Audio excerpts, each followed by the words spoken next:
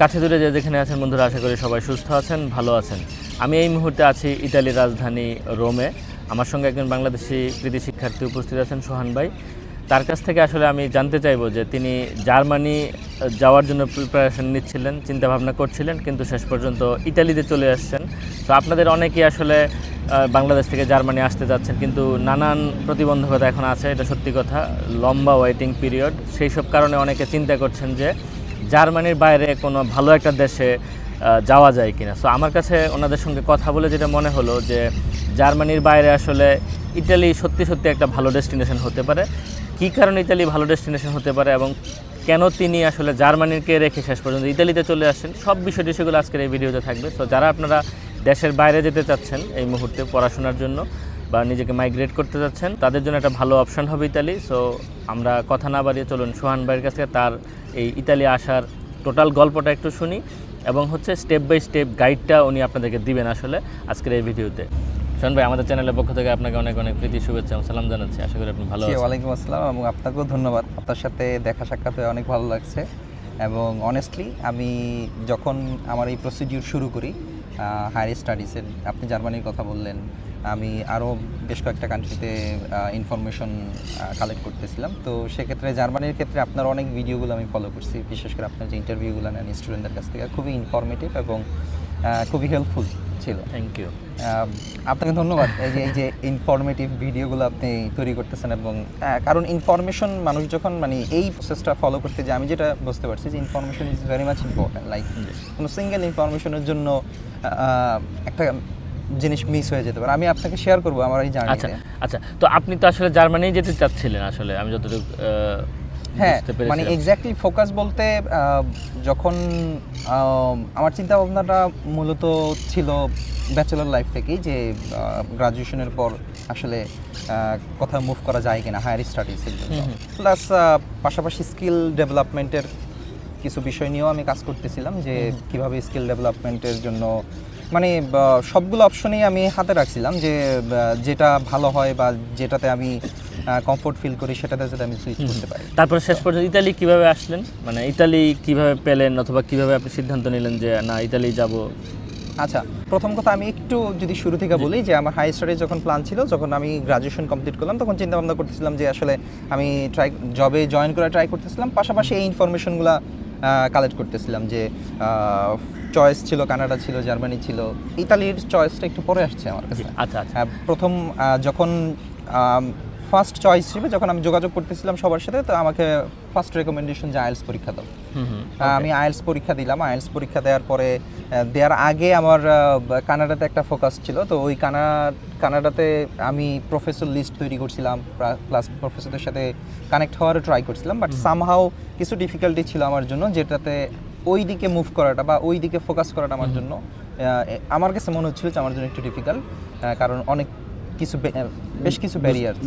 তো সেই দিক থেকে আমি ট্রাই করতেছিলাম তাহলে ইউরোপের কোনো কান্ট্রিকে আমি ফোকাস করতে পারি, ইউরোপের একটা অথবা দুইটা কান্ট্রি মিনিমাম। সেই দিক থেকে জার্মান ছিল ফার্স্ট চয়েস। তারপরে আমি ইতালির নাম শুনি আমার এক সিনিয়রের কাছ থেকে, যিনি এখন জার্মানিতে আছে, আচ্ছা, রাতুল ভাই।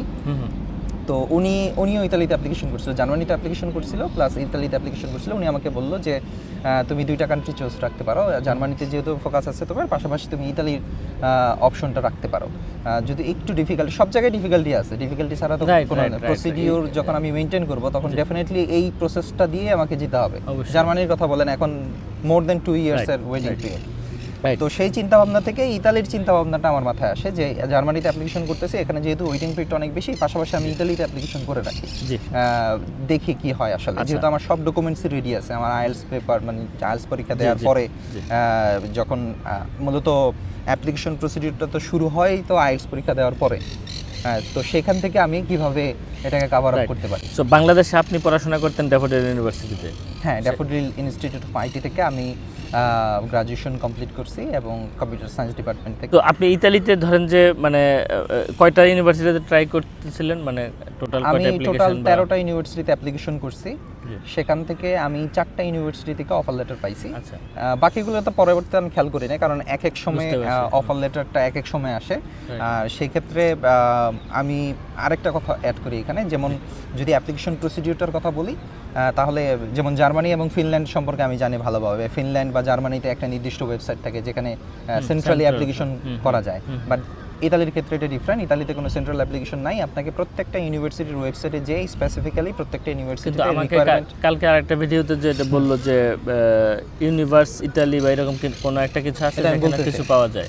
না, আমি বলতেছি এটা আমি আসতেছি। জি জি এইটা আপনাকে অ্যাপ্লিকেশন প্রসিডিউরটা এটাই যে প্রত্যেকটা ইউনিভার্সিটিতে স্পেসিফিক্যালি ইউনিভার্সিটির ওয়েবসাইটে স্পেসিফিক্যালি যে আপনাকে অ্যাপ্লিকেশন করা লাগবে। জার্মান বা ফিনল্যান্ডের মতো ওইরকম সেন্ট্রালি কোনো অ্যাপ্লিকেশন প্রসিডিউর নাই, এবং এক একটা ইউনিভার্সিটির রিকোয়ারমেন্টও এক এক রকম। তো ওইখানে প্রত্যেকটা ইউনিভার্সিটিতে হচ্ছে অ্যাপ্লিকেশন প্রসিডিউর আলাদা এবং ডকুমেন্টস লিস্টও আলাদা। আপনার একটা ইউনিভার্সিটিতে ধরেন 400 ওয়ার্ডের মোটিভেশন লেটার চাইলো, আরেকটাতে চাইলে যেমন সেপিয়েনজাতে 250 ওয়ার্ডের, আবার নেপলস ফেদেরিকোতে 500 না, এটা ওয়ার্ডের। স্বাভাবিক, প্রত্যেকটা ইউনিভার্সিটির আলাদা নিজস্ব আলাদাভাবে, সুতরাং requirements প্রত্যেকটা থাকে। বেসিক রিকোয়ারমেন্ট প্রত্যেকটা ইউনিভার্সিটিতে ওয়েবসাইটে আলাদা আলাদাভাবে যে আপনাকে অ্যাপ্লিকেশন করা লাগবে, দেখতে কোনো হবে। Central application system.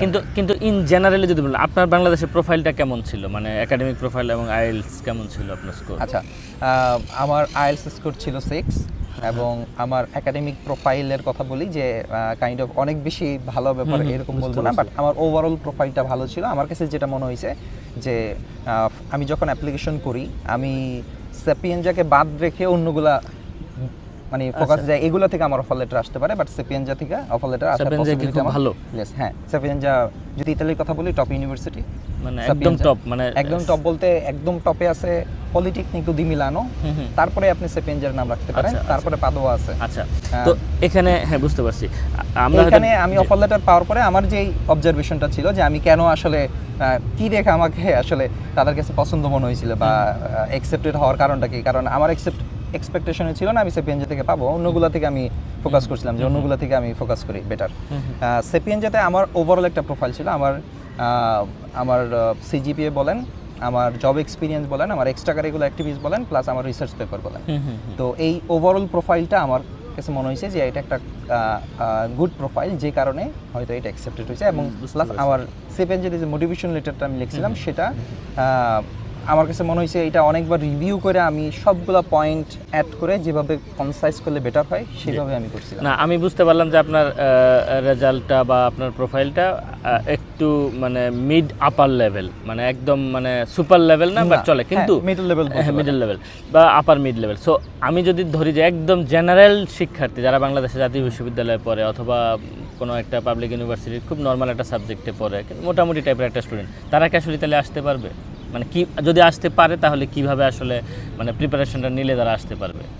আচ্ছা, যদি আমি প্রিপারেশনের কথা বলি তাহলে অবশ্যই সেখানে ফার্স্ট চয়েসে থাকবে আপনি যে কান্ট্রিতে অ্যাপ্লিকেশন করেন তাহলে আপনি আইএলটিএস দিয়ে অ্যাপ্লিকেশন শুরু করেন, এবং ইতালি আসা পসিবল কিনা, অবশ্যই পসিবল। সেটা আপনি নির্দিষ্ট কিছু প্রসিডিওর ফলো করলে ইতালিতে আসা পসিবল। এবং অ্যাভারেজ স্টুডেন্টস বা যদি বলেন অ্যাভারেজ প্রোফাইল, আমার মতো আমি বলবো আমারটা অ্যাভারেজ প্রোফাইলই, ভালো প্রোফাইল না, সেই ক্ষেত্রে অবশ্যই আপনাকে ইউনিভার্সিটিগুলোর দিকে একটু খেয়াল রাখতে হবে যে ইউনিভার্সিটির রিকোয়ারমেন্টগুলো কি যাচ্ছে আপনার কাছে, এবং সেই রিকোয়ারমেন্ট অনুযায়ী আপনার প্রোফাইলটাকে ম্যাচ করতেছে কিনা পারফেক্টলি, আচ্ছা, সেই অনুযায়ী অ্যাপ্লিকেশন করলে বেটার। তো আপনি যে প্রসিডিউরের কথা বলেন, তাহলে প্রসিডিউর কি কি হবে, ধরেন কি কি ডকুমেন্টস লাগে অথবা কিভাবে শুরুটা করবে মানুষ? তাহলে আচ্ছা, এখানে আমি যদি একদম স্পেসিফিক্যালি ইতালির কথাই শুরু করি, যেহেতু আমি ইতালিতে অ্যাপ্লিকেশন করে আসছি সেলফ প্রসেসে, ইতালিতে ফার্স্ট রিকোয়ারমেন্ট যেটা আমি অলরেডি বলছি আইএলটিএস দেওয়ার পরে কি আসলে আপনি ইউনিভার্সিটির লিস্ট তৈরি করেন আপনার সাবজেক্ট অনুযায়ী, যে আপনি কোন ইউনিভার্সিটিগুলোতে অ্যাপ্লিকেশন করবেন,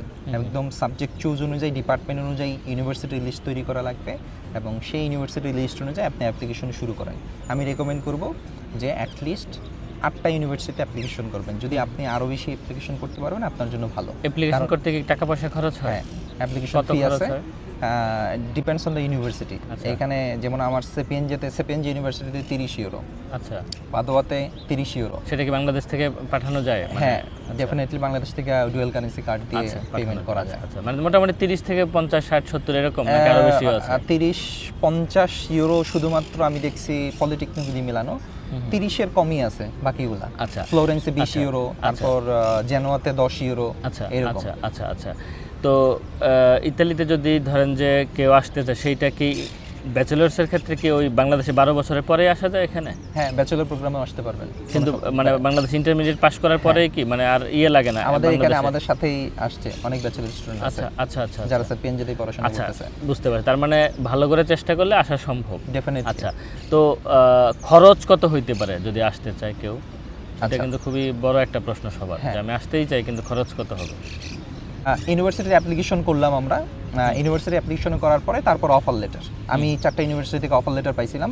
তো সেখান থেকে ইতালির সিস্টেমটা হচ্ছে যে আপনি যে কোনো একটা ইউনিভার্সিটি থেকে অফার লেটার অ্যাকসেপ্ট করতে পারবেন। যদি অন্যটা অ্যাকসেপ্ট করতে চান তাহলে আগেরটা ক্যান্সেল করে পরেরটা অ্যাকসেপ্ট ক্যান্সেল করা কিভাবে করবে? মানে ওইটা মেল দিলেই হয়ে হ্যাঁ, যাবে? ওয়েবসাইট, ওই যে আচ্ছা। আপনি ইউনিভার্সিটির ওয়েবসাইটের কথা বললেন না, হ্যাঁ, হ্যাঁ। ওই ইউনিভার্সিটির ওয়েবসাইটে যেই আপনাকে ক্যান্সেল করা লাগবে। আচ্ছা আচ্ছা ইউনিভার্সিটির ওয়েবসাইটটা হচ্ছে অ্যাপ্লিকেশনের ওয়েবসাইট না, অ্যাপ্লিকেশনের পরে অফার লেটার পাওয়ার পরে আচ্ছা, যেই প্রসিডিউরগুলো tracking আছে, করার, হ্যাঁ ট্র্যাকিংগুলো, যে প্রসিডিউর, এমনকি আপনার মানে এটা খুবই সিকিউরড ওয়েবসাইট এবং আপনার ভিসা রেজাল্টটাও এই ওয়েবসাইটে আসবে, যে বুঝতে ভিসা হয়েছে পারছি। কি হয় নাই। মানে ওইটা আপনি central, পাসপোর্ট রিসিভ বুঝতে করার আগে জানতে পারবেন, যেমন আমি পাসপোর্ট রিসিভ করার আগে জানতে পারছি আমার ভিসা হয়েছে, আচ্ছা, কারণ আচ্ছা। ওইখানে ইউনিভার্সিটির ওয়েবসাইট কাইন্ড অফ এই বিষয়গুলো সব মেইনটেইন করে বুঝতে আফটার পারছি। Getting the offer letter. বুঝতে পারছি, হ্যাঁ গুড। তো অফার লেটার পাওয়ার পরে আপনার মেইন প্রসিডিওর হচ্ছে যে অফার লেটারের মধ্যেই ওখানে উল্লেখ করা থাকে যে আপনার পরবর্তী নেক্সট প্রসিডিওরগুলো কী। সেক্ষেত্রে আমি যেটা ফলো করছি যে আমার ওইখানে উল্লেখ করা ছিল অফার লেটারে সিমিয়া করা লাগবে, CIMEA verification and comparability and verification. এটা হচ্ছে এডুকেশন, ইতালিয়ান এডুকেশন লেভেল, আমরা বাংলাদেশি এডুকেশন লেভেল বা অন্য যে কোনো কান্ট্রি এডুকেশন লেভেল ওরা ম্যাচ আপ করে, ওদের একটা অর্গানাইজেশন আছে যেটা ম্যাচ আপ করে দেয়। আপনি প্রথমে সিমিয়ার জন্য অ্যাপ্লিকেশন করবেন, সিমিয়া অ্যাপ্লিকেশন হয়ে গেলে সিমিয়া আপনাকে কম্পারেবিলিটি অ্যান্ড ভেরিফিকেশন দুটো ডকুমেন্টস দিবে। দুটো ডকুমেন্টস দেওয়ার পরে আপনার ফাইনালি যেটার জন্য ইউনিভার্সিটির ওয়েবসাইটে অ্যাপ্লিকেশন করা লাগবে সেটা হচ্ছে প্রি এনরোলমেন্ট সামারি। এটাই হচ্ছে ইউনিভার্সিটি থেকে ফাইনাল লেটার, যেটা আপনাকে এম্বাসিতে রিপ্রেজেন্ট করা লাগবে। আপনার প্রি অ্যাকসেপ্টেন্স লেটারটা শো করা লাগবে, প্লাস মেইন ডকুমেন্টস হচ্ছে প্রি এনরোলমেন্ট সামারি। তো প্রি এনরোলমেন্ট নেক্সট স্টেপ হচ্ছে প্রি এনরোলমেন্ট সামারির জন্য অ্যাপ্লিকেশন করা ইউনিভার্সিটির ওয়েবসাইটে, যেটা অলরেডি আপনার ওই অফার লেটারেই মেনশন করা থাকবে স্টেপ বাই স্টেপে কী কী করা লাগবে। আচ্ছা আচ্ছা, বুঝতে পারছি। এর পরবর্তী ধাপ কি তাহলে? এই আপনি যখন প্রি এনরোলমেন্ট সামারির জন্য অ্যাপ্লিকেশন করলেন তখন প্রি এনরোলমেন্ট সামারি আসতে কিছুটা সময় লাগে, ডিপেন্ডস অন দ্য ইউনিভার্সিটি। আপনার সেটা 15 দিনও আসতে পারে, 1 মাসও আসতে পারে, 2 মাসও লাগতে পারে। তো ওইটার জন্য অপেক্ষা না করে বেটার হচ্ছে প্রি এনরোলমেন্ট সামারির জন্য অ্যাপ্লিকেশন করে আপনার ভিসা ডকুমেন্টস যে সাবমিট করবেন আপনি, সেই ভিসা ডকুমেন্টস সাবমিট করার জন্য ইতালিয়ান এম্বাসি থেকে একটা লিস্ট থাকে, 17টা ডকুমেন্টসের একটা লিস্ট থাকে, 15 অথবা 17টা ডকুমেন্টসের লিস্ট থাকে। সেই ডকুমেন্টসগুলো আপনাকে কালেক্ট রেডি করা লাগবে। আচ্ছা, সেটা কি এমবাসি নিজস্ব মানে ওয়েবসাইটে তো দেওয়া আছে হ্যাঁ, নাকি কি লাগবে? এটা লিস্ট খুব বেশি কঠিন তো না, খুব বেশি ডিফিকাল্ট না। ওই লিস্ট এম্বাসির ওয়েবসাইটে বা এম্বাসির ওয়েবসাইটে পাবেন, অথবা ভিএফএস এর ইতালিয়ান স্টাডি ভিসার অপশনেই আপনি ওটা খুঁজে আমি পাবেন। বলতে চাচ্ছি যে যেই ডকুমেন্টগুলো চাচ্ছে ওরা, সেটা তো জোগাড় করা খুব বেশি কঠিন কোনো ব্যাপার না, সব তার থাকারই কথা। পাসপোর্ট চাইবে, ছবি চাইবে, ব্যাংক স্টেটমেন্ট চাইতে পারে, ইউনিভার্সিটি অফার লেটার চাইবে, সব তো তার মোটামুটি রেডিই থাকবে, তাই না? হ্যাঁ, এটার মধ্যে এই ডকুমেন্টগুলোর মধ্যে যেহেতু ডিফিকাল্টির কথা বললেন, আমি যদি ডিফিকাল্টি মেনশন করি তাহলে এই যে আমার কাছে একটা লিস্ট আছে এই ডকুমেন্টসগুলো, সেক্ষেত্রে এইখানে তেমন ডিফিকাল্টি নাই, বাট ব্যাংক স্টেটমেন্টের ব্যাপারটা একটু ক্লিয়ারনেস, কারণ ব্যাংক স্টেটমেন্টটা ইতালির ক্ষেত্রে খুব ইম্পর্ট্যান্ট। জি, আমি যদি এটাকে একটু এক্সপ্লেন করি, যে দুইটা স্টেপ আছে ব্যাংক স্টেটমেন্ট, আর হচ্ছে ব্যাংক স্টেটমেন্ট আর ব্যাংক সলভেন্সি। তো ব্যাংক স্টেটমেন্টের বিষয়টা হচ্ছে আপনার রানিং, আপনি যাকে স্পন্সর দেখাবেন, স্পন্সর অবশ্যই হতে হবে ফার্স্ট ব্লাড, বাবা মা ভাই বোন, এছাড়া অন্য কাউকে আপনি স্পন্সর করতে পারবেন না। অন্যান্য কান্ট্রির ক্ষেত্রে হয়তো চাচা খালু। স্পন্সর কি লোকাল স্পন্সর লাগবে নাকি ইন্টারন্যাশনাল স্পন্সর? না, লোকাল ইন্টারন্যাশনাল স্পন্সর যদি আপনার বাবা হয় প্রবলেম নাই, মানে মূলত আপনার ফার্স্ট ব্লাড বুঝতে পারছি। লাগবে। হ্যাঁ হ্যাঁ, তো ফার্স্ট ব্লাডের যে কারো একজনের bank account, running bank account লাগবে। সেই রানিং ব্যাংক অ্যাকাউন্টে লাস্ট 8 থেকে 12 মাসের একটা যদি আপনি স্টেটমেন্ট দেখাতে পারেন, it's okay. But regular transaction থাকলে বেটার, রেগুলার যে পার মান্থ 1-2টা ট্রানজ্যাকশন হচ্ছে, ওরা যা সেটা দেখতে চায় যে আপনার রেগুলার ট্রানজ্যাকশন আছে কিনা। বুঝতে পারছি।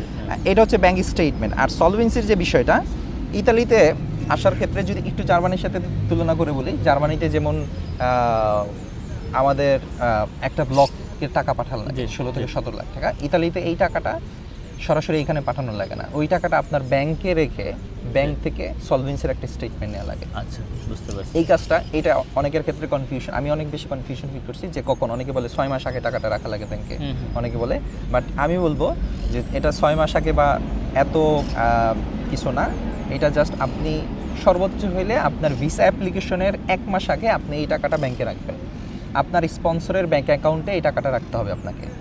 মাস্টার্সের জন্য 15 থেকে 20 লাখ এনাফ, আর ব্যাচেলরের জন্য হয়তো আপনি একটু বেশিও দেখাতে পারেন, অথবা 15-20 লাখও enough. Masters bachelor both as per my knowledge. আচ্ছা আচ্ছা। তো এইটা আপনি যখন আপনার স্পন্সরের ব্যাংক অ্যাকাউন্টে রাখবেন, সেখান থেকে টাকাটা একবারে না রাখাটা বেটার। জি, বুঝতে পারছি। আমি একটু এক্সপ্লেইন করেই বলতেছি। বলেন। টাকাটা ধরেন আপনি প্রথমে 5 লাখ টাকা ইনক্লুড করলেন, তারপর 7 লাখ টাকা, তারপর বাকি টাকাটা ইনক্লুড করলেন। এইভাবে মানে হেলদি একটা দেখা যায়, যাতে হেলদি একটা থাকে, যাতে একবারে না ঢোকে টাকাটা। বুঝতে পারছি। রাখার পরে সেই টাকাটা জি। আপনাকে ওইখান থেকে কিছু পরিমাণ টাকা আপনার নিজস্ব মানে আপনার অ্যাপ্লিকেন্টের ব্যাংক অ্যাকাউন্টে ট্রান্সফার করা লাগবে। আচ্ছা। এবং সেটা ইলেকট্রনিক্যালি মানে অনলাইনে ট্রান্সফার করা লাগে, যাতে আপনি বুঝতে পারেন। কারণ ব্যাংক স্পন্সর দুইজনেরই লাগবে, কিন্তু অ্যাপ্লিকেন্টেরও ব্যাংক স্পন্সর লাগবে, ব্যাংক স্টেটমেন্ট লাগবে, স্পন্সরেরও ব্যাংক স্টেটমেন্ট লাগবে। তো সেক্ষেত্রে কিছু টাকাটা জমা করার পরে সেখান থেকে 1 সপ্তাহ বা 2 সপ্তাহ পর কিছু টাকা আপনি আপনার নিজের ব্যাংক অ্যাকাউন্টে নিয়ে আসবেন। নিয়ে এসে এবার 2টা ব্যাংক থেকেই, মানে আপনার স্পন্সর বা আপনার বাবা মা স্পন্সরের ব্যাংক থেকে ব্যাংক স্টেটমেন্ট সলভেন্সি দিবেন, এবং আপনার ব্যাংক অ্যাকাউন্ট থেকেও অ্যাপ্লিকেন্টের ব্যাংক অ্যাকাউন্ট থেকেও স্টেটমেন্ট এবং সলভেন্সি দেবেন। এই দুইটা যখন ম্যাচ আপ হবে তখনই ব্যাংক স্টেটমেন্টের ব্যাপারটা পারফেক্ট। এবং এটা খুবই ইম্পর্টেন্ট ইতালির ক্ষেত্রে। ব্যাংক স্টেটমেন্টটা মানে মোস্ট অফ দ্য কেসেস আমরা ভিসা রিজেকশনের কথা শুনি, ব্যাংক স্টেটমেন্টটা অনেক বড় ক্রাইটেরিয়া ফলো করে। আচ্ছা আচ্ছা আচ্ছা, ভেরি গুড। তাহলে আমাদের এখানে প্রসিডিউরটা আপনি মোটামুটি বললেন। এরপরে ভিসার জন্য অ্যাপ্লিকেশন করবে, সব কাগজপত্র নিয়ে এখানে ওই লিস্ট ফলো করে জাস্ট আপনি প্রি এনরোলমেন্ট সামারি করার পরে, প্রি সামার পাওয়ার পরে আপনি ওই যে লিস্টগুলো আছে সেই লিস্ট দেখে জাস্ট ডকুমেন্টগুলো কালেক্ট করবেন। এর মধ্যে যদি আপনার প্রি এনরোলমেন্ট সামারিটা চলে আসে আলহামদুলিল্লাহ, তাহলে আপনি জাস্ট আপনার যে আদার্স ডকুমেন্টস আছে ওইটা সহ আপনার প্রি এনরোলমেন্ট সামারি সহ আপনি এমবাসিতে। রাইট। ভিসা হতে কতদিন সময় লাগে অ্যাপ্লিকেশন এটা সাবমিট করার পর? ইতালিয়ান এমবাসি থেকে যেই ইটা দেওয়া থাকে সেটা হচ্ছে মিনিমাম 60 ডেজ। যে 60 ডেজের মধ্যে তুমি রেজাল্ট, মানে মিনিমাম 60 ডেজ লাগবে রেজাল্ট পাইতে, অর্থাৎ 2 মাসের মতো সময় লাগবে। তো মানে এখানে কি বয়স একটা ব্যারিয়ার, মানে ভিসা পাওয়ার ক্ষেত্রে, যে কেউ যদি ধরেন একটু দেরিতে শুরু করে প্রসেস, কথার কথা যে আমার বয়স এখন 35 কিন্তু আমি একটা সেকেন্ড মাস্টার্স করতে চাই, ভিসা কি পাওয়া যায় এরকম? যদি আপনার অফার লেটার থাকে, সেটা মানে বয়সের ব্যারিয়ারটা মূলত অফার লেটার ম্যানেজ করার ক্ষেত্রে ডিফিকাল্টি। আচ্ছা, কিন্তু অফার লেটার কি পাওয়া যেতে পারে নাকি ওদের রিকোয়ারমেন্টস থাকে যে বয়স 18 থেকে 30? এটা আপনার রিজন দেখানো লাগবে, যে যদি অনেক বেশি গ্যাপ হয়ে যায়, 5 থেকে 7 বছরের গ্যাপ থাকে, বাট ইম্পসিবল না। বুঝতে পারছি। আপনাকে ওই না, সে যখন জব করতেছে বা সে কোনো একটা রিসার্চ প্রজেক্টে বাংলাদেশে আছে, এখন হঠাৎ করে মনে হলো যে না আমি একটা উচ্চশিক্ষা নিতে দেশের বাইরে যাই, তখন তো এটা হইতেই পারে, তাই না? I think it's possible. সেটাই, মানে বয়স তো উচ্চশিক্ষার ক্ষেত্রে বয়স তো ব্যারিয়ার হওয়ার কথা না, যদি সে ডেফিনেটলি মাস্টার্সের ক্ষেত্রে পিএইচডির ক্ষেত্রে বয়স তো কোনো ব্যারিয়ার হওয়ার কথা না। এটা তো আমি খরচের বিষয়টাতে আমরা করছিলাম। এবার ফাইনালি খরচের কথা, টোটাল কত টাকা? আপনি তো খুব অল্প খরচে চলে আসছেন, আমাকে বলছিলেন যে হ্যাঁ কত টাকা খরচ হয়েছিল আপনার? ইন টোটাল আমি বলবো একদম, যদি আইএলস এর ফি সহ আমি ধরি, একদম শুরু থেকে আইএলস এর ফি সহ আমার ইতালিতে ল্যান্ড করা আগ পর্যন্ত, বিমান টিকিট কাটার আগ পর্যন্ত less than 4 lakh, like 3 lakh up. মানে 3 লাখের ঘরে একটা অ্যামাউন্ট। হ্যাঁ, 3.5 লাখ ধরতে পারেন আপনি। আচ্ছা, আমি বলবো যে এর বেশি লাগার কথা না। আচ্ছা, তো এটা তো হচ্ছে যে আপনি চলে আসলেন, কিন্তু টিউশন ফিজের কিছু বিষয় থাকে বা স্কলারশিপ পাওয়ার কিছু বিষয় থাকে, সেই ক্ষেত্রে কি হবে? বা আপনার এখানে জব করার একটা তো আছে। আচ্ছা, এটা খুবই ভালো পয়েন্ট, যেটা আমি মিস করছি, আপনি যেটা মনে করাই দিতেছেন। স্কলারশিপের যে বিষয়টা, এখানে রিজিওনাল স্কলারশিপ আছে, 2টা স্কলারশিপ আছে। একটা হচ্ছে মাইক স্কলারশিপ, অনেকে ডিফারেন্টভাবে বলে, আমি জানি স্পেলিংটা ঠিক আছে কিনা। মাইক স্কলারশিপ আছে, ইতালিয়ান গভর্নমেন্ট স্কলারশিপ, এটা ফুল ফান্ডেড স্কলারশিপ। আরেকটা হচ্ছে রিজিওনাল স্কলারশিপ, প্রত্যেকটা রিজন, যেমন রোম হচ্ছে লাজিও রিজিয়নে, আমরা যে স্কলারশিপটা পাচ্ছি সেটা হচ্ছে লাজিও ডিস্কো স্কলারশিপ। তো এই স্কলারশিপটা মোটামুটি সবাইকে প্রোভাইড করে, ইন্টারন্যাশনাল স্টুডেন্ট যারা আছে, অলমোস্ট 100%। তার মানে জার্মানির মতোই, মানে ফ্রি আসলে। হ্যাঁ, কাইন্ড অফ। এবং এই স্কলারশিপ পেলে আপনার টিউশন ফি, আপনার যেমন অ্যাকোমোডেশন, আপনার অন্যান্য মানে এক্সট্রা। তাহলে তো আসলে আমি জার্মানির মতো বললে ভুল হবে, এটা জার্মানির চেয়ে ভালো। জার্মানিতে শুধু ইন জেনারেলি টিউশন ফিজ নাই, কিন্তু আপনার রেকমেন্ডেশন তো জার্মান অথরিটি দিচ্ছে না। না, কিন্তু সেটা এখানে তো আমার ফুল corporation ফান্ডেড যদি বা অন্য কোনো প্রজেক্ট বা কি বলে অর্গানাইজেশন থেকে পায় সেটা তো অন্য কথা, বাট নর্মালি জেনারেলি তো এত বেশি পায় না। না। তো কিন্তু ইতালিতে সেটা যেটা রিজিওনাল স্কলারশিপ বলছেন সেটা তো জেনারেলি সবাইকে দিচ্ছে, তাই হ্যাঁ, না? এই রিজিওনাল কি স্কলারশিপটা কি কভার করে সেইটাতে? হ্যাঁ, রিজিওনাল স্কলারশিপটা পাওয়া এখানে কোয়াইট ইজি যদি আপনি নির্দিষ্ট কিছু স্টেপ ফলো করেন, এবং আমার মনে হয় স্টেপগুলো ডিফিকাল্ট না। প্রথম কথা হচ্ছে যে আপনি যখন অ্যাপ্লিকেশন প্রসিডিওর ফলো করবেন, সেই অ্যাপ্লিকেশন প্রসিডিওরে জুন জুলাই মাসে অবশ্যই আপনাকে খেয়াল রাখতে হবে, জুন জুলাই মাসেই এই লাজিও ডিস্কো স্কলারশিপ রিজিওনাল স্কলারশিপের জন্য অ্যাপ্লিকেশন গ্রহণ করে। কয়েকটা ধাপে অ্যাপ্লিকেশনটা কমপ্লিট করতে হয়, তবে ফার্স্ট অ্যাপ্লাই শুরু করতে হয় জুন জুলাই। সেখানে অবশ্যই খেয়াল রাখতে হবে যে ডেডলাইন অনুযায়ী যাতে আমার রিজিওনাল স্কলারশিপের ওয়েতে আমি ঢুকে যেতে পারি, এবং ওইখানে অ্যাপ্লিকেশন করার সময় আমার রিজিওনাল স্কলারশিপের মানে অফার লেটার ম্যানেজ হওয়ার পরে আপনি দেখবেন যে রিজিওনাল স্কলারশিপের জন্য আপনার ওপেন হয়ে গেছে, পোর্টাল ওপেন হয়েছে। বুঝতে পারছি। ওইখান বাংলাদেশে থাকাকালীনই বা যে কোনো কান্ট্রি ওইখানে থাকাকালীনই আপনাকে এই রিজিওনাল স্কলারশিপের জন্য অ্যাপ্লিকেশনটা করে ফেলতে হবে। তারপরে ফার্দার প্রসিডিউর আছে যে আরও কয়েকবার ডকুমেন্ট সাবমিট করা লাগবে। করলে আপনার এইখানে আসলে ফাইনালি আপনাকে যেটা করতে হবে যে ডিসেম্বরের 10 তারিখের আগে, অবশ্যই ডিসেম্বরের 10 তারিখের আগে আপনাকে যেই রিজিয়নে থাকেন সেখান থেকে বাংলাদেশ এম্বাসি থেকে ডকুমেন্ট অ্যাটাস্টেশন করে এটা ইউনিভার্সিটিতে সাবমিট করা লাগবে এই লাজিও ডিস্কো স্কলারশিপের জন্য। তাহলে আপনার জন্য সবকিছু ইজি হবে। আচ্ছা, ওই স্কলারশিপে কভার করে কি কি? এবার আমি বলি, স্কলারশিপে কভার করবে আপনাকে প্রথম কথা হচ্ছে অ্যাকোমোডেশন প্রোভাইড করবে তারা, এবং ক্যাশ প্রোভাইড করবে আপনাকে, এবং পার ইয়ার মাস্টার্স স্টুডেন্টদের জন্য মাস্টার্সের, আমি যদি মাস্টার্সের কথা বলি, আমি 7,900 সামথিং 987 টাকা খুব সম্ভবত, এক্স্যাক্টলি যদি আমি বলি। টাকা না ইউরো?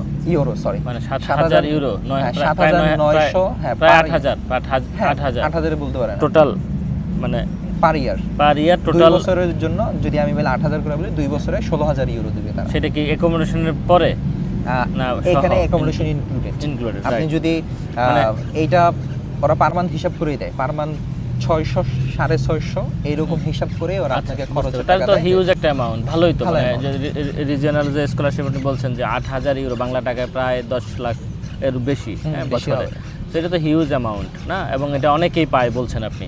এটা অনেকে বলতে আপনি 100% স্কলার যদি ডকুমেন্টসটা মেনটেন করতে পারেন আপনি 100% পাবেন। তাহলে তার মানে তো হচ্ছে এটা কত বড় একটা সুযোগ যে অলমোস্ট 100% লোকই এই স্কলারশিপটা পায়। তার মানে আপনারা তো এটা একটা সুযোগ হিসেবে নিতে পারেন। 10 লাখের বেশি, মানে 8,000 ইউরো মানে আসলে আরও বেশি, 10 লাখ 11 লাখ টাকার মতো।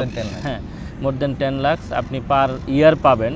ব্যাচেলার্সের ক্ষেত্রেও এরকমই হওয়ার কথা নাকি? ব্যাচেলারের ক্ষেত্রেও এরকম, কিছু ক্ষেত্রে একটু বেশি হওয়ার কথা, রাইট, তো ডিপার্টমেন্ট অনুযায়ী। বুঝতে পারছি।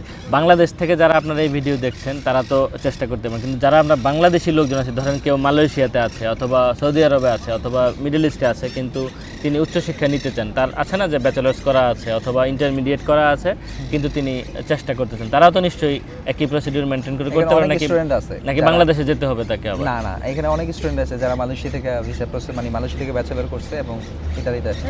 মালয়েশিয়া, তারপর সিঙ্গাপুর বলেন বা অন্য যে কোনো কান্ট্রির কথা বলেন। উল্টা আমি বলবো যে বাংলাদেশের ক্ষেত্রে মানে এম্বাসি ফেস করতে যে ডিফিকাল্টি আমরা ফেস করি, যেমন আপনি সময়ের কথা জিজ্ঞেস করতেছিলেন কত সময় লাগে, আমি 3 মাস পরে ভিসা রেজাল্ট পাইছি। আর অন্যান্য কান্ট্রি মালয়েশিয়া বা সিঙ্গাপুর এখান থেকে ওরা উইদিন 2 উইক 3 উইকের মধ্যে ওরা ভিসা রেজাল্ট পেয়ে যায়। সেক্ষেত্রে আরও ইজি ওখান থেকে অ্যাপ্লিকেশন করা। খুবই ভালো একটা আমি বুঝলাম যে যারা আপনারা পৃথিবীর বিভিন্ন দেশে আছেন, অনেক সময় ইউরোপে আসতে চান, কিন্তু আপনারা ওই যে সো কল্ড এজেন্সি, দালাল, এদের পিছে ওদের পিছে ঘুরেন এবং অনেক টাকা খরচ করেন। দেখেন এখানে আমি বলবো, উনি যেটা বললেন সর্বোচ্চ 3 লাখ 3.5 লাখ টাকা, কিন্তু কেউ যদি কস্ট অপটিমাইজেশনটা করে আরও কম খরচে আসলে সম্ভব। হ্যাঁ, এবং পৃথিবীর সব দেশ থেকে আপনারা আসতে পারবেন। সো কেন আমি 15-20 লাখ টাকা খরচ করে দালালের পিছনে ছুটবো? আপনি যদি ইন্টারমিডিয়েট পাস হন, আপনি ব্যাচেলার্সের জন্য চেষ্টা করেন। আপনি যদি ব্যাচেলার্স করা থাকে আপনি মাস্টার্সের জন্য ট্রাই করেন। মাস্টার্স করা থাকলে আপনি পিএইচডির জন্য ট্রাই করেন। মাস্টার্স একটা থাকলে সেকেন্ড মাস্টার্সের জন্য ট্রাই করেন এবং এই স্কলারশিপটা নেন। এখানে যেহেতু ভাইব্রেন্ট একটা কমিউনিটি আছে, হাজার হাজার লাখ লাখ বাংলাদেশ ইতালিতে থাকেন। সো ইটস হিউজ অপরচুনিটি আমি বলবো। ইতালিয়ান সরকার যেহেতু এই অপরচুনিটিটা দিয়ে রেখেছে, আপনারা যদি একটু তথ্যটা ঘাটাঘাটি করেন, বাই দ্য ওয়ে আমরা এই রিলেটেড সব তথ্য দিয়ে রাখবো ডেসক্রিপশন বক্সে, মানে একটা লিঙ্কের মাধ্যমে, সেখানে আপনারা পড়লে স্টেপ বাই স্টেপ গাইডটাও পেয়ে যাবেন। ইতালিতে আপনারা কোন কোন ইউনিভার্সিটিতে ট্রাই করতে পারেন, এখানে পড়তে কত খরচ হয় টোটাল, অ্যাকোমোডেশন কীভাবে ম্যানেজ করতে হয়, পার মান্থ আপনার কত খরচ হতে পারে থাকা খাওয়ার, হ্যাঁ, সব তথ্যগুলো আমরা ডেসক্রিপশন বক্সের লিঙ্কে দিয়ে রাখবো, আপনারা সেটা একটু পড়লে আরও ডিটেলস জানতে পারবেন। তো সোহান ভাই, আর কি কোনো তথ্য আমাদের শেয়ার করার আছে? আমার তো মনে হয় সব আমরা কভার করে ফেলেছি হ্যাঁ, মোটামুটি একটা ওভারঅল ডেসক্রিপশন আমার এক্সপেরিয়েন্সের আমি ট্রাই করছি। থাকা খাওয়ার কেমন খরচ হয় এখানে মোটামুটি একটা স্টুডেন্টের? 400-500 দিয়ে তো খুব ভালো চলতে পারার কথা না? 400 ইউরো আপনি যদি মিনিমাম লেভেলে চলতে চান 400 ইউরো ফিক্সড রাখতে পারেন, মানে 400 বেশি খরচ হবে না। 400 ইউরোতে খুব ভালো চলার সময়। এবং 400 ইউরো এখন ডিপেন্ডস করে লাক্সারির উপর কে কি রকম খরচ করবে, কিন্তু মধ্যবিত্ত সুলভ একটা স্ট্যান্ডার্ড লাইফ আমি বলবো 400 ইউরো দিয়ে চলা 400 এনাফ। এবং পার্ট টাইম জব, যেটা আমি আগের ভিডিওতে বলেছি বা শুনেছি, যেটা 80 ঘন্টা মিনিমাম একটা থাকে, হ্যাঁ, ওইটা এখানে এটা ফ্লেক্সিবিলিটি আছে। আপনি পার্ট টাইম জবের যে বিষয়টা আছে সেটা জব পাওয়া যায়, জব পাওয়ার ক্ষেত্রে আমি বলবো যে অনেক বেশি ইজি ব্যাপারটা এরকম না। যেমন আমার পরিচিত অনেকে আছে যারা ডেলিভারি কাজে আছে, তো এখানে ফুড ডেলিভারির অপশনটা ভালো আছে কাজের ক্ষেত্রে। আর এমনিতে অর্গানাইজেশনাল যদি ঢুকতে চান সেক্ষেত্রে ফুল টাইমের অপরচুনিটিগুলো এখানে বেশি। কিন্তু একটা প্রবলেম হচ্ছে যদি ফুল টাইমে ঢুকেন তাহলে আপনি ক্লাসে না, সেটা তো মূল উদ্দেশ্য না আসলে, তাই না? যারা সত্যিকারের স্টুডেন্ট তাদের পড়াশোনাটাকে ধরেন যে 70% 80% ফোকাস করা উচিত, 20-30% জবের দিকে চিন্তা ভাবনা করতে পারে। তো আপনি যেটা বললেন যে মোটামুটি 400 ইউরো খরচ হয়, আর 5-6-700 এরকম হয়তো ইনকাম করাই যায় পার্ট টাইম জব করে, যদি একটু পরিশ্রমী হয়, তাই না? একটু পরিশ্রমী হলে পসিবল না, আপনি এটা মেইনটেইন করতে পারবেন। হ্যাঁ, তবে হ্যাঁ, এটা পসিবল, বাট আপনার যদি স্কলারশিপ থাকে তাহলে তার এটাও লাগছে কথা চিন্তা না করলে। কিন্তু স্কলারশিপ থাকলেও তো আবার পার্ট টাইমের অপশনটা আছেই, তো সেটা অল্প করলো উইকেন্ডে একদিন দুই দিন করতে পারে, আপনার এক্সট্রা ইনকাম থাকে। হ্যাঁ, এক্সট্রা ইনকাম থাকলে। সো আমার লাস্ট ওয়ার্ড, ভালো থাকবেন সবাই এবং আপনার চেষ্টাকে কখনো থামিয়ে রাখবেন না, সবসময় চেষ্টা করে যান। এবং it's not so much difficult to come here. আপনি ট্রাই করেন সব প্রসিডিউরগুলো, হোপফুলি ভালো একটা কিছু রেজাল্ট পাবেন। এবং আমি রেকমেন্ড করবো সবসময় নিজে নিজে ট্রাই করেন। অনেকে আমরা এজেন্সি ফলো করি, বাট অনেস্টলি বাংলাদেশের ক্ষেত্রে মোস্ট অফ দ্য কেজেস আপনি চিটেড হওয়ার পসিবিলিটি বেশি আপনার। তো আমি রেকমেন্ড করব বেসিক্যালি যে নিজে ট্রাই করেন এবং নিজে ইনফরমেশন কালেক্ট করেন, নিজে অ্যাপ্লিকেশন করেন। এটা অনেক বেশি কঠিন কাজ না, খুবই ইজি। কিছু নির্দিষ্ট প্রসিডিওর ফলো করলেই আপনি এই ডেস্টিনেশনটা আপনার অর্জন করা পসিবল আসলে। থ্যাংক ইউ সবাইকে। থ্যাংক ইউ সোহান ভাই। আপনি যে আমাকে 3-3.5 লাখ টাকার কথা বলছিলেন, সেটা আসলে মানে কোন কোন খাতে খরচ হয়েছিল, যদি একটু করেন, মানে স্প্লিট করে দেখান। আপনি আইএলসের ফিটা ধরেন, তারপরে আইএলস ফির পর এইখানে ডকুমেন্টস অ্যাটাস্টেশনে কিছু খরচ হয়। আপনাকে শিক্ষা বোর্ড, এডুকেশন মিনিস্ট্রি, তারপরে ইউনিভার্সিটি থেকে অ্যাটাস্টেশন করানো লাগবে। তারপর সিনিয়া করতে আপনার লাগবে, টাকা লাগবে। সেটা কি? সিমিয়া হচ্ছে আপনার, যেটা আমি বলছিলাম যে ভেরিফিকেশন এবং কম্পারেবিলিটি, অর্থাৎ ইতালিয়ান এডুকেশনের সাথে বাংলাদেশি এডুকেশনের, ওইটা করতে আপনার 25 থেকে 30 হাজার টাকা লাগবে। তারপরে আরেকটা অপশন আছে হচ্ছে অ্যাকোমোডেশন। আপনাকে ভিসা এম্বাসিতে ডকুমেন্ট জমা দেওয়ার জন্য একটা কন্ট্রাক্ট পেপার নিতে হবে, অ্যাকোমোডেশনের কন্ট্রাক্ট পেপার, সেটা নিতেও কিছু টাকা লাগবে, 40 থেকে 50 হাজার টাকা লাগবে। হচ্ছে ফ্লাইট, তারপরে আপনার হ্যাঁ আপনার শপিং কস্ট আছে এবং আপনার ফ্লাইট। আচ্ছা, এই মোটামুটি কয়েকটা খরচ। মোটামুটি তাহলে শপিংটা যদি আমি একটু কম করি, আমি যদি ধরেন যে খরচ অপটিমাইজ করি এবং হচ্ছে ফ্লাইট যদি আমি একটু চিপ নেওয়ার চেষ্টা করি, তাহলে সব কিছু মিলে তো আরও কিছু খরচ কমানো সম্ভব। 2.5 লাখ টাকায় তো আমার ধারণা সম্ভব, যদি আমি বেশি শপিং না করি, নাকি সম্ভব না? 3 লাখের মধ্যে সম্ভব? 3 লাখের মধ্যে সম্ভব। আমি বলবো যে খুবই মানে চমৎকার একটা সুযোগ, আপনারা যারা জানতেন না আজকে জানলেন। আমি আসলে ইতালিতে উচ্চশিক্ষা নিয়ে এরকম খুব বেশি ডেডিকেটেড ভিডিও পাই নাই ইউটিউব, ফেসবুকে। আমার ধারণা এই ধরনের কন্টেন্ট আপনাদের অনেকের উপকারে আসবে। এবং যারা বাংলাদেশ থেকে আসলে ইউরোপে আসতে চান, উচ্চশিক্ষা নিয়ে জীবনটা সুন্দর করতে চান, হ্যাঁ, তাদের জন্য খুবই কাজের একটা ভিডিও হবে বলে আমি পার্সোনালি বিশ্বাস করি। কারণ আজকের এই দীর্ঘ ভিডিওটা থেকে অনেক তথ্য চলে এসছে আর কি, ইম্পর্টেন্ট যতটা লাগবে। আর ডেসক্রিপশন বক্সে যেটা বললাম যে লিঙ্কের মাধ্যমে আমরা আরও তথ্য দিয়ে রাখবো, আপনারা সেটা পড়লে ডিটেলস আরও জানতে পারবেন। সো ভিডিওটা কাজের মনে হলে এবং ভিডিওটা যদি ভালো লাগে তাহলে সোহান ভাইয়ের জন্য হলেও একটা লাইক দেবেন। এবং আমি চাইবো এখানে হাজার হাজার লাইক করুক এবং প্রচুর শেয়ার হোক। ভালো তথ্য মানুষের কাছে শেয়ার করলে যেটা হবে, অন্যদের উপকার হবে। আপনার নিজের উপকার কতটুকু হবে আমি জানি না, কিন্তু হয়তো কারো না কারো তথ্যটা কাজে লাগবে। সো সেই শেয়ারটা করে অন্যদের উপকার করার সুযোগ করে দেবেন বলে আমি বিশ্বাস করি। তাহলে আজ আর কথা বাড়াচ্ছি না, ভালো থাকবেন, দেখা হবে সামনের কোনো ভিডিওতে। আল্লাহ হাফিজ।